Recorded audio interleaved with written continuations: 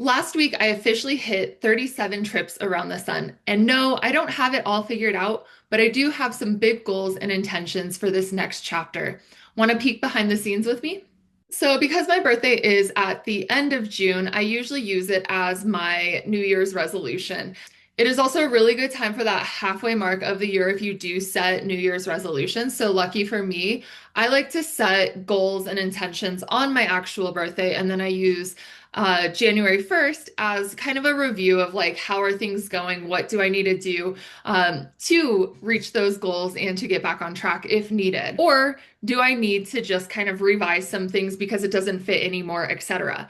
So usually every single year I will set a couple intentions that I really want to focus on. Previously, I had been setting intentions around specifically my PCOS and endometriosis symptoms, making sure that I was focusing on my digestion health. My acne was a huge one for many, many years. Trying to decrease my period symptoms, also using my exercise, my workouts to improve my symptoms with PCOS and endometriosis, but not cause even worse symptoms. And so I want to take a moment just to look back at a couple of the things that I did set goals on for my 36th birthday, and then talk to you guys a little bit about what I am planning to do for my 37th birthday. I'm going to keep it all very like hormone health focused, even though there are multiple other goals outside of that as well. So, in order to do that, I write everything down in my phone so it's easy. I pin it with my notes at the top of my phone, and that way I can look at it whenever, honestly. So, what I'm going to do is take a look at my notes from when I started the beginning of my 36th year, so last year, about a year ago, and a couple of the intentions that I wrote down revolving around my own health and wellness journey. So, just an update because I had already started down this path of my skincare and my gut health and working on my PCOS and endometriosis symptoms. Last year was the first year that I really got to kind of make some fun goals that weren't necessarily connected just to those. Like it was still connected to making sure I didn't have any flare-ups, but I was able to have a little bit more fun with my goals. So here are a couple of the goals that I set, and I'll give you a little bit of context as I read them. So more frequent meals, more plant-based meals, and less animal protein. This one was specifically because at the beginning of last year, so this was one that came into kind of like I edited it in. At the beginning of last year, I switched to a little bit more plant-based from animal protein because I was having a lot of GI issues that caused me to go to the doctor, get a lot of testing, and they couldn't figure out what was going on. So I used my own experience and I cut back on a lot of things. One of them being animal proteins. I still do eat animal meat. I am not 100% vegetarian or vegan. However, more of my meals are just focused on like a plant forward kind of setup. And then for the more frequent meals, I found myself that I was kind of like pushing back on eating early in the day, and then my lunch would get later, and then my dinner was like usually my biggest meal. And so I just adjusted my meal timing. All of that actually went really, really well. And I still am doing most of it today. Like I said, if I am having like animal protein, like I don't mind having it. I just try to be more plant forward. Um, Working on having a stronger core and building my shoulders. So yes, that is also very like kind of vain, like whatever, I don't care. But I really wanted to focus on a stronger core because back in, I think it was 2018, I actually tore my ab muscle and I have not been able to have a very strong core since then. And it is very frustrating and oftentimes kind of embarrassing. But I have been working very hard still on incorporating core movements, not letting that be the one thing that I skip during my own workouts. So that is still going well.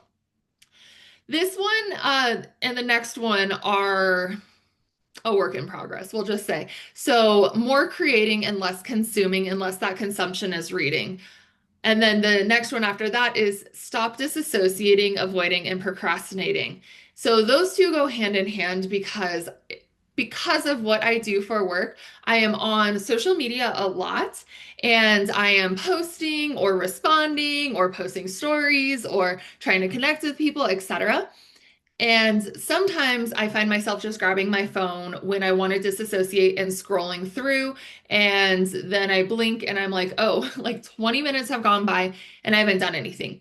So these ones are still a work in progress because they also impact my mental health when I realize that I am on social media a lot.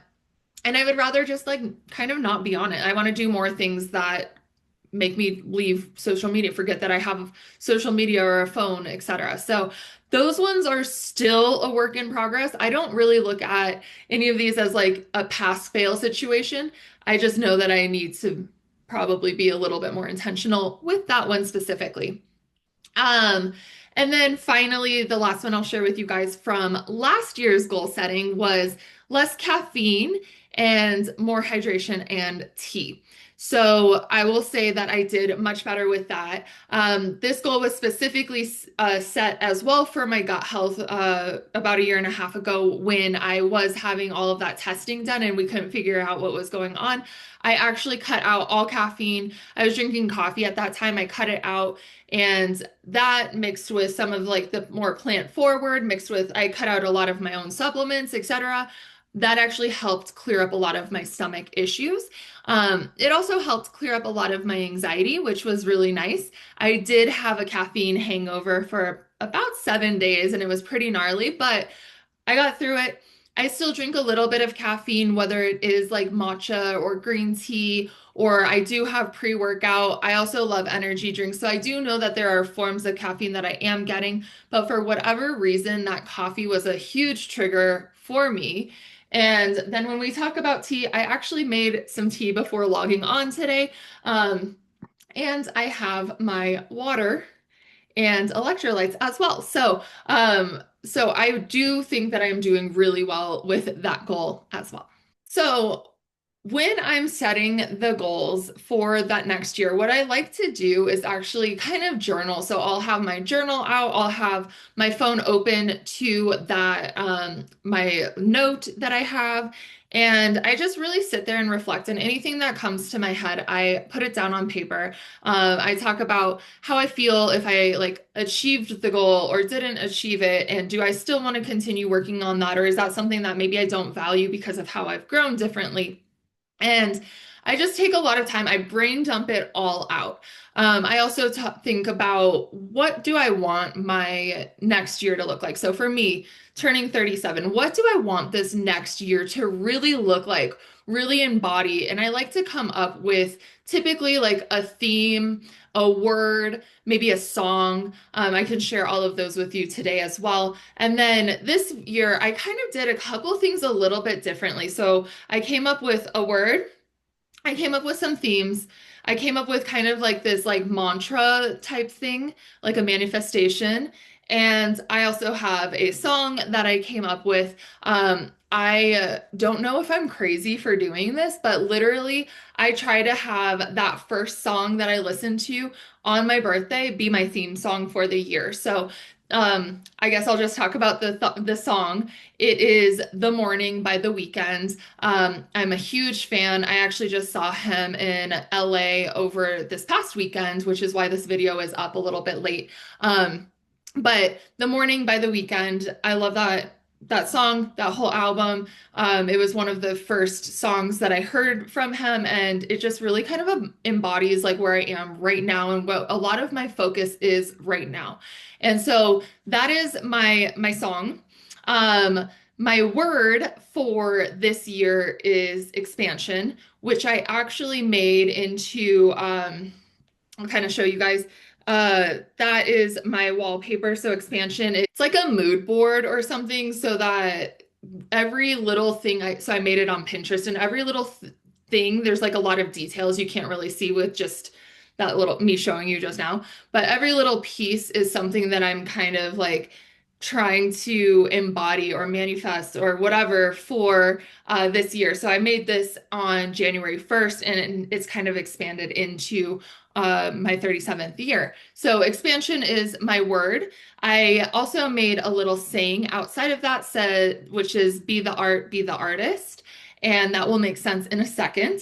And then, like I said, it does look a little bit different. So I don't have these specific things. So like last year was like more plant-based meals. Well, that's already a habit, so I'm not going to go and like redo that. Instead, I'm really focused or like having a stronger core. That's already become a habit and into my workout routine. And so now what I'm focusing on is more of a little bit of themes and seeing how that also works. And then I can get very specific around those themes as well.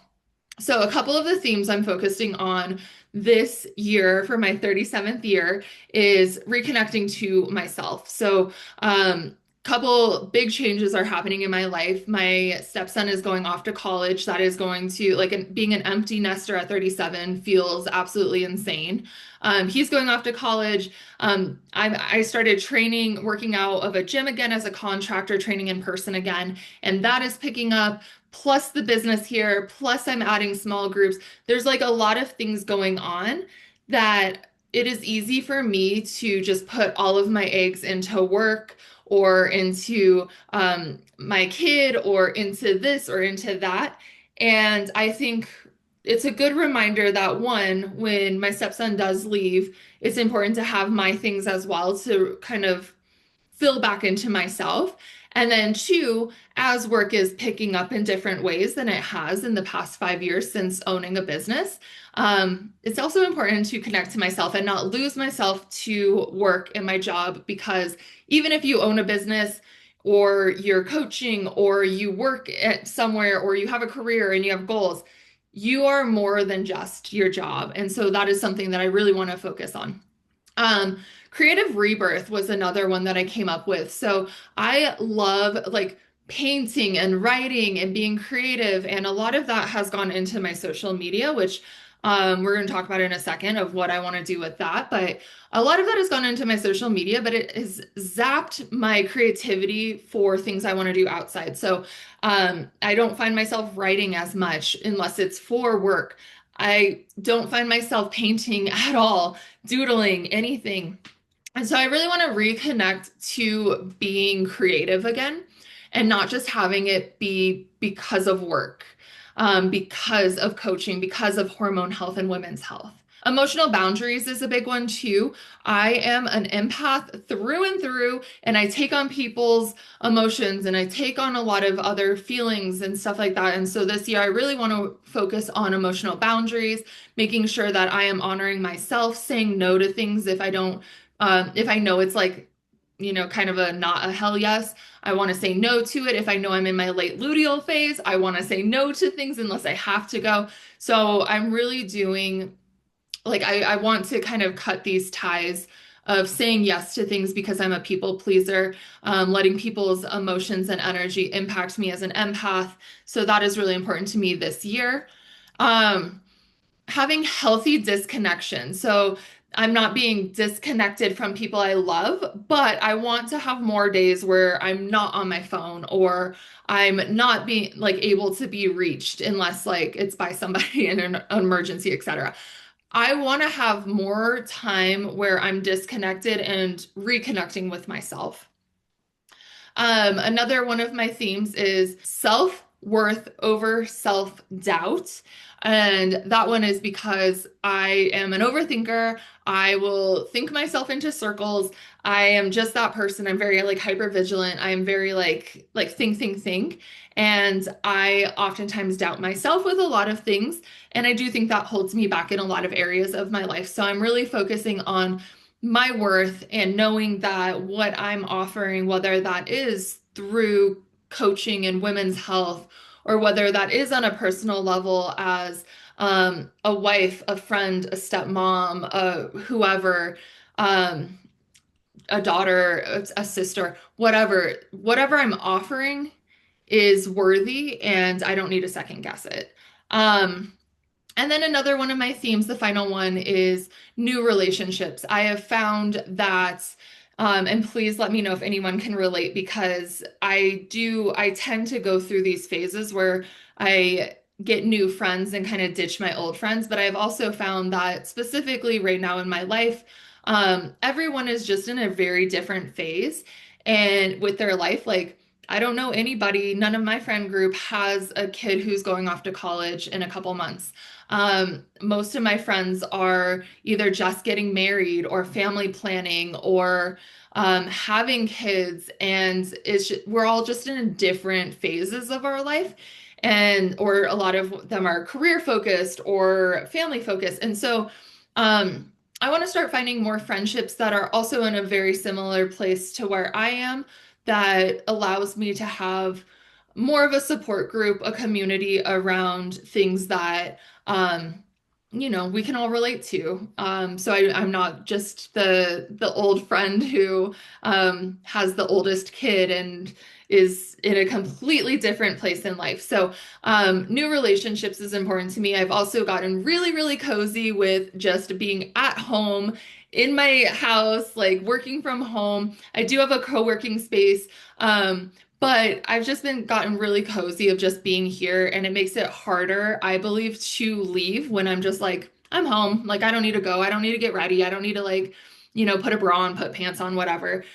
So that's also a piece. And I will add a little sub thing, but also nurturing and cherishing my currently strong relationships that I do have. So, especially recently, I've just been very, very thankful to have my parents and hanging out with them and hanging out with my husband. And sometimes just those like relationships that we do take for granted, when we take a step back and just reflect on how nice it is to be with those people as well, is just like very refreshing. So yes, I want new relationships, new friendships, new connections in my life. However, I also do want to continue to build the strength around the current relationships that are like the core to my life right now.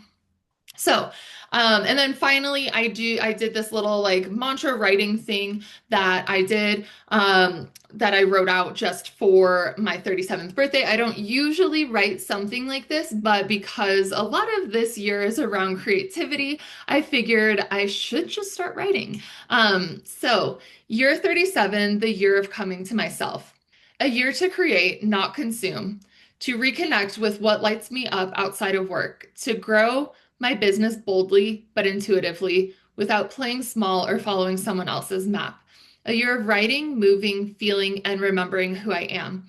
This year, I value presence over perfection, play over pressure, and rest as resistance. I stop hiding, I start creating, and I trust my own rhythm. So that's embodying all of my next year of my life.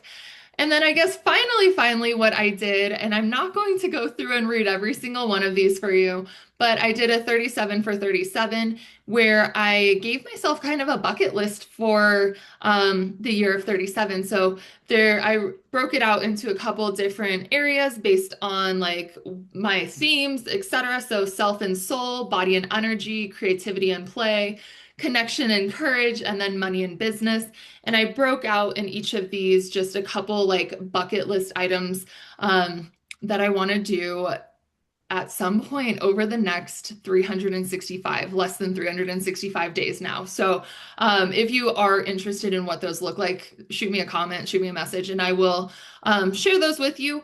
But it's pretty much all just very specific to my themes, my goals, random things I thought of. I love checking things off of a list. So that's where that one kind of came in of like, let's do a 37 for 37. That'd be super fun. So in order to make these stick, like I said, I like to have these visible in my phone. So in my notes app, I have it pinned to the top of the notes. I do look at them frequently.